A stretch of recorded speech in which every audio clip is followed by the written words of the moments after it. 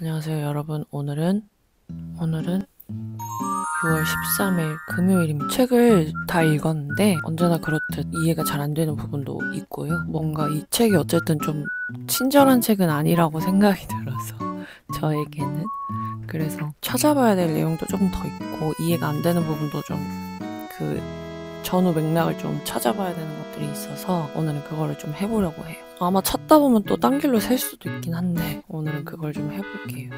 그래서 좀 의외였던 건 로마 교회랑 비잔틴 제국이 이렇게 나뉘게 된 게 비잔틴에서 로마한테 너네 우상 숭배하지 말아라 이렇게 그 황제가 얘기를 해가지고 그 기점으로 확 갈라졌다고 생각했는데 그렇진 않았더라고요. 초기에는 로마 교회가 게르만족들보다 비잔틴 사람들, 그리스 사람들을 더 가깝고 동족으로 여겼었다고 해요. 그러다가 이제 차츰차츰 벌어지게 된 건데 그거는 이제 정리해서 한 번에 얘기를 해보도록 하겠습니다.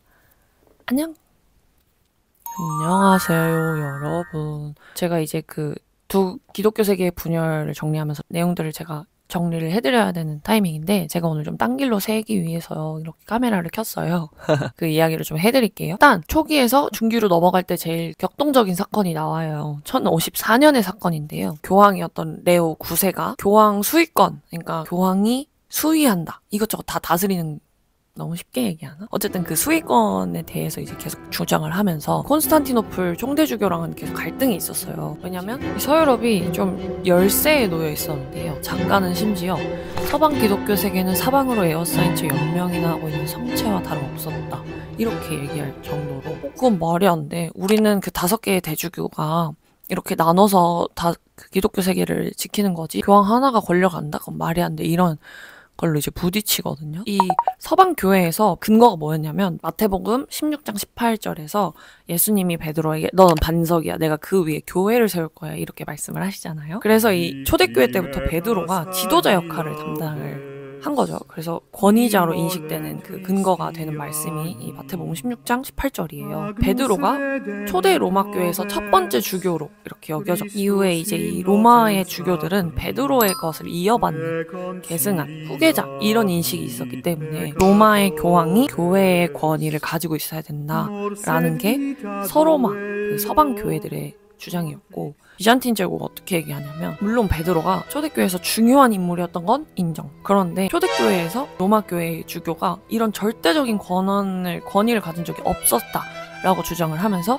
이 수위권에 대해 반대를 하는 게다가 사도행전 15장을 보면 예루살렘 공회를 열었던 게 베드로가 아니라 야고보거든요. 이런 얘기들을 하면서 어떻게 교황이 모든 걸 할 수 있어. 일치된 교회에 점점 균열이 가기 시작한 거죠. 그러면서 이제 또 중요했던 게 필레오케 문제예요. 성령에 대한 문제가 됩니다. 6세기 스페인에 이 아리우스주의 때문에 좀 골머리를 썩여요. 그러면서 니케아 공의에서 정했던 신조 성령은 성부에게서부터 나온다 라는 그 신조에 성자에게서도 나온다 라는 문구를 추가하게 된 일이 있었는데 샤를마누 대제가 그걸 이제 자기 예배에서도 쓰고 그러면서 점점 이 서방 교회에서 두루두루 쓰게 되면서 아니 교회에서 정한 게 있는데 어떻게 자기들 맘대로 그걸 써? 이러면서 이제 문제가 불거졌다. 그래서 이걸 정리를 하다 보니까 뭐 니케아 공의회나 삼위일체론에 대한 이야기를 안 하게 될 수가 없더라고요. 근데 그 얘기를 너무 자세하게 풀면 영상이 너무 길어지니까 정말 간단하게 제가 한번 잘 이야기를 해볼게요. 4세기 초에 이 아리우스가 등장을 합니다. 성자가 예수님이 창조된 거지 성부랑 동등하지 않다 이런 얘기를 막 한 거예요. 교회가 니케아 공의회를 325년에 소집을 합니다. 그래서 여기서 교부들이 예수님은 성부와 동일한 본질을 가지고 있고 예수님이 성부에 하나님께서 낳았다 이런 표현을 써서 정리를 합니다. 예수님의 신성을 확고히 하는 교회의 고백이 되고 아리우스가 이단으로 이때 정죄가 되기 시작을 하는데 근데 이때는 그 예수님의 신성에 대한 논란이 좀 컸기 때문에 성령은 조금 모호하게 정의가 되었었다고 합니다. 그러고 나서 381년에 콘스탄티노플 공회가 또 열려서 성령에 대한 이야기도 정리가 되고 이걸 이제 교회가 공유를 하고 있었는데 이제 그렇게 된 거였죠. 그래서 사실 이 필레오케 문제는 성령이나 삼위일체에 대한 문제보다는 교회 일치에 대한 그 문제가 더 컸던 것 같아요. 정치적인 문제를 배제하고 생각할 수는 없지만 이걸 정리하고 공부하면서 든 생각은 성령님이 물론 신약에서 보혜사 성령이라는 단어로 처음 등장하긴 하지만 하나님의 영이라는 개념이 구약에서 낯선 개념이 아니잖아요. 근데 왜 이런 문제들이 생겼을까? 이런 고민들이 좀 생기더라고요. 추측하기로는 이때 유대교와의 관계가 굉장히 좋지 않았잖아요. 구약의 해석에 대한 유대교의 그런 건 전혀 참고를 안 했을까 싶은 생각이 들더라고요. 이것도 좀 찾아봐야겠다. 중세교회에서 구약에 대해서 어떻게 다뤘는지를. 그러던 찰나에 제가 요즘 출퇴근길에 가문사에서 출판된 다니엘 보야린의 유대 배경으로 읽는 복음서라는 책을 읽는데 여기 니케아 공의에 대한 언급이 나오는 거예요. 그래서 그 얘기를 해드리면 나사렛파가 성경에 등장하는 거 아시죠? 이 나사렛파에 대한 이야기가 나와요. 그러니까 유대교인이었지만 예수님을 영접하게 된 사람들에 대한 얘기인 거죠. 그래서 유대 율법을 지키지만 동시에 예수님도 나의 구세주로 모시는 그런 사람들인데 이 사람들이 유대교에서도 이단으로 정죄를 받고 기독교에서도 너는 기독교인이 아니야. 그 사건이 니케아 공의회에서 이뤄졌다는 거죠. 이 니케아 공의회에서 부활절과 유월절의 관계성 그리고 날짜에 대한 회의도 했대요. 유대인들은 유월절과 부활절을 같이 지켰었던 거죠. 그 나사렛파 사람들은. 근데 추가적으로 설명을 드리면 좋을 것 같아서 켰습니다. 당시에 예수님을 메시아로 고백은 하고 유대 전통을 지키는 그런 사람들이 있다고 말씀드렸잖아요. 이 부활절부터 얘기를 해보면 6월절에 예수님 돌아가시고 3일 후에 부활하셨. 요 전통대로 부활절을 지켰던 거예요. 그 유대적인 배경이 있는 사람은. 6월절 자체가 사실 그 유대의 절기니까 유대력에 따라서 6월절 그리고 3일 후에 부활절 이렇게 지켰는데 교회는 당시에 태양력을 기준으로 해서 안식일, 주일을 지켰기 때문에 또 주일이 작은 부활절이지 않습니까? 그래서 이 주일날 부활절을 못 지키는 것에 대해서 약간 이제 논란이 생긴 거죠. 그리고 그 유대 전통을 좀 이제 기독교에서 분리해내고자 하는 움직임이 그때 당시 분명히 있었기 때문에 이제 이런 문제들이 생긴 거죠. 그러면서 이제 이 나사렛파 사람들, 유대 전통을 배경에 두고 있는 사람들이 점점 이제 교회로부터 분리되고 주변화 되면서 당연히 잊혀지게 됩니다. 콘스탄티누스에서 이 니케아 공의회 이후에 이제 전역의 칙령을 보냈는데 그때 내용이 유대인들은 예수님의 죽음의 날도 모른다 뭐 이런 내용이었어요. 예수님이 6월절에 돌아가신 것 자체는 부정하지 않았다. 그렇지만 6월절 3일 후에 부활절을 지키는 건 말이 안 된다. 이렇게 이야기가 된 겁니다. 그런 상황입니다. 근데 이런 게 먼저 유대교에서 일어납니다. 70년에 이제 예루살렘 성전이 파괴가 되면서 성전은 유대교의 정체성을 유지해주는 그런 거, 굳건한 그런 거였는데 그게 무너지게 되면서 우리 이런 것들을 더 한데 모아야 되니까 애매한 예수님을 믿어 배제시켜버리기 시작한 거예요. 그때부터 예수의 추종자들을 배제시키는 유대 정통이 만들어졌고 니케아 공의회에서도 비슷한 일이 일어납니다. 정통교회 안에서 부활절과 이 6월절의 날짜 그리고 이런 주제가 연결이 되는가에 대한 회의를 했고 그게 아니다 라고 결론을 내린 거죠. 그러면서 기독교랑 유대교의 내용이 이때 완전히 분리가 되게 됐다고 이 작가가 이야기를 합니다. 왜 더 그랬냐면 그 니케아 공의회가 이단으로부터 수호하기 위한 것도 있지만 민족이나 지리적인 근간이 없잖아요. 그래서 그 자신들의 경계를 정의 내릴 수가 없었기 때문에 더 유대교로부터 스스로를 분리시킬 명확한 방법들을 찾아내는 게 필요했다고 합니다. 그래서 그 이전에는 누구도 하나님 빼고 누구도 사람들에게 그 사람이 유대교인인지 혹은 기독교인인지 아닌지를 말할 권위를 갖고 있지 않았고 실제로 많은 사람들은 둘 모두를 택했대요. 예수님이 계시던 때 예수 시대에 예수를 따랐던 사람들은 모두 심지어 예수께서 하나님이심을 믿었던 사람들조차 유대인이었다고 이야기합니다. 이 니케아 공의회와 콘스탄티노플 공의회 사이에 스스로 기독교인이라고 여겼던 예수님을 믿는 난 기독교인이야 라고 했던 많은 사람들이 기독교로부터 제거되는 일이 생겼고 그래서 이 니케아 공의회가 물론 우리에게 삼위일체에 대한 어떤 그런 신경을 준 동시에 유대적인 배경을 완전히 배제시키는 출발점이 되기도 했다는 거죠. 그래서 더 이상 예수님을 믿으면서 안식일에 회당을 가는 걸 동시에 할 수 없게 된 게 바로 이 니케아 공의회 이후라고 합니다.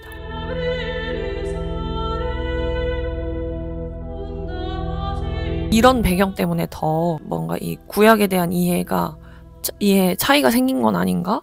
그런 생각이 좀 들었어요. 그래서 제가 어제 댓글을 좀 찾아서 오늘 출근길에 읽었는데 조금 자료가 좀 빈약한 감이 있어서 오늘 자료를 조금 더 찾아보고 공부를 해볼 생각이에요. 그래서 만약에 이거다! 이게 좀 관련이 있겠다 싶으면 말씀드릴게요. 지금 찾아봐야 되는 건 중세 시대의 구약 해석. 재밌는 내용을 꼭 찾길 바라면서 안녕! The next day. 지금 제가 뭘 읽고 있냐면 그 중세 성경 해석 주석에 관한 추천을 받아서 번역해서 오가는 길에 쭉쭉 읽고 있고요. 뭐 이런 거. 이게 뭐죠? 이런 놀랍게도 물음표랍니다. 이런 표시도 해놓고 이런 거 안티오키아파에 대해서 좀 더 조사해봐야겠다 싶어서 조사해보기. 왜냐면 이 책이 뭔가 또 안티오키아파에 대해서 설명이 좀 미적지근하다? 부족해요. 그래서 좀 찾아봐야 될 것 같고, 이 안티오키아파가 잠깐 얘기하자면 알레고리적인 해석을 했던 알렉산드리아파에 비해서 조금 더 문자적인 해석을 했대요. 구약이 신약에 대한 예표성을 띈다는 그 본질 자체는 인정을 하고, 그 알렉산드리아파가 너무 알레고리적인 해석을 기준 없이 오남용하는 것에 대해서 이제 반발을 하면서 좀 더 체계를 갖춰서 하거든요. 근데 뭔가 여기에 있는 설명을 읽었을 때는 현대 해석에서의 그 문자적 해석이랑 이 안티오키아파가 말하는 문자적 해석이 좀 다른 것처럼 전 느껴져서 일단 그냥 이렇게 급하게 메모를 좀 해놨고요. 좀 더 이렇게 찾아보고 있습니다. 그래서 메모를 하고 있습니다.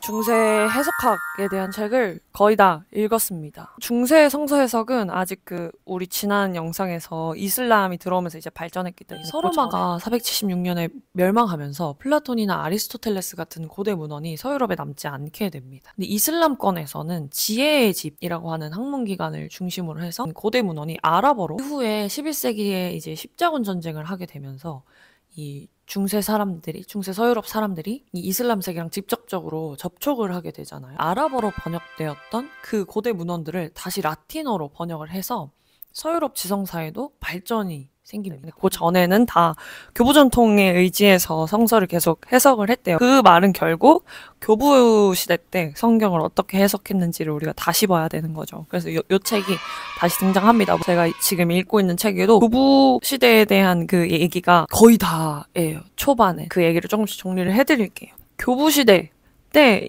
제일 먼저 콕 집어서 등장하는 사람 오리겐이에요. 오리겐은 결국엔 이제 성경을 문자와 영으로 나눠서 생각하는 게 이제 중요한, 교부와 만나다에 나왔던 문장인데, 문자는 필수 불가결한 것이고 이제 본문과 해석을 떠받치는 버팀목이다. 그래서 문자적 의미가 물론 필요한데 거기에 머무르면 안 되고 영적인 의미까지 우리가 알아야 한다고 이야기를 했던 거죠. 알레고리적인 이런 해석을 오리겐이 수용한 거죠. 그래서 이제 그걸 기독교 안으로 가져오기 시작합니다. 성경의 3중, 4중 층위를 정리를 한 거예요. 문자적인 의미가 있고 도덕적인 의미가 있고 알레고리적인 의미가 있고 종말론적인 의미가 있다. 이렇게 정리를 하기 시작을 한 거죠. 고대의 성경을 볼 때, 특히 구약을 볼 때 그 당시의 사람의 시각에선 이해가 안 되는, 문자적으로 해석하면 이해 안 되는 게 너무 많은 거예요. 그러니까 이제 그걸 넘어서서 도덕적인 의미 그리고 영적인 의미를 이 사람들이 파악을 하기 시작합니다. 구약이 신약의 예형이다, 그림자다, 이런 기본적인 틀을 가지고